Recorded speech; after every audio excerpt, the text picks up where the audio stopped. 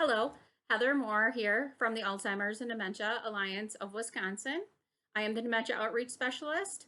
I'm going to continue the conversation that we had already started about the 5S words. When you have a loved one that has a diagnosis of Alzheimer's disease or related dementia, and the type of environment that will need to be met to meet their needs, whether they are going to continue to live in your home and you are the primary caregiver, or if you're looking at transitioning them into facility care. A quick review, the 5S words that we talked about is simplify, structure, socialization, safety, and support. During these frequent video clips, you will realize that all of these kind of tie together to work together to provide the best type of environment for your loved one with a diagnosis.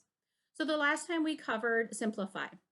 Now you may hear me talk about that again as I talk about the second S word today is structure.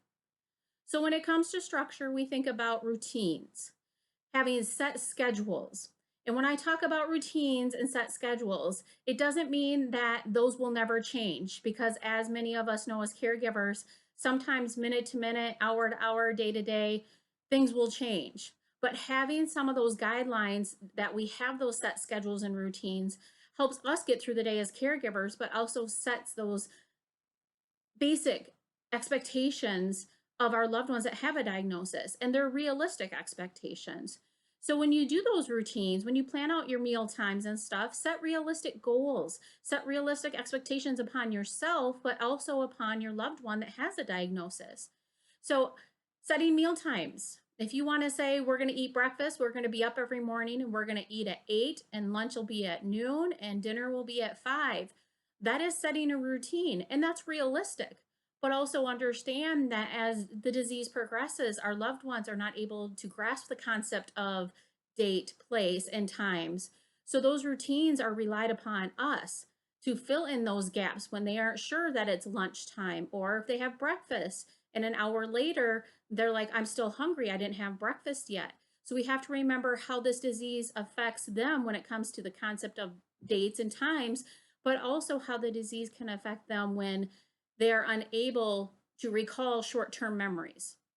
But actually set the realistic goals and expectations upon yourself and your loved one, and will help keep structure in your daily routines.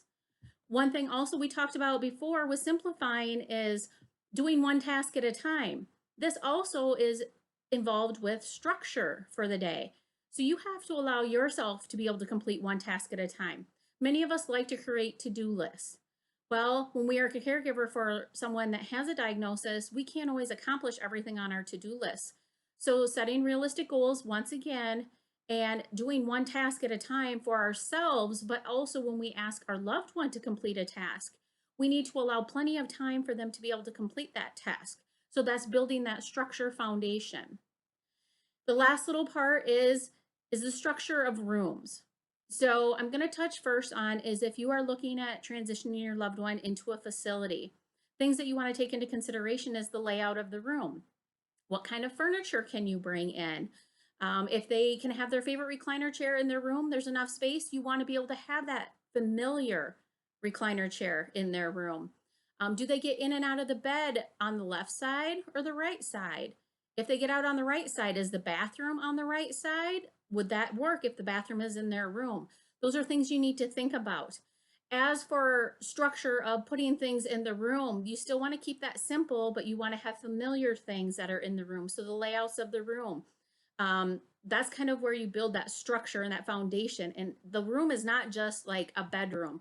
I'm talking the bathroom layouts, the structure of the kitchen layout. Sometimes we have to rearrange things to simplify things. So you can see how simplifying and structure really tie together as to the right type of environment for your loved one. Now, the next video clip, I will discuss socialization and how important it is for us as caregivers to continue socialization, but how important it is for our loved one with a diagnosis. Thank you for listening. Take care.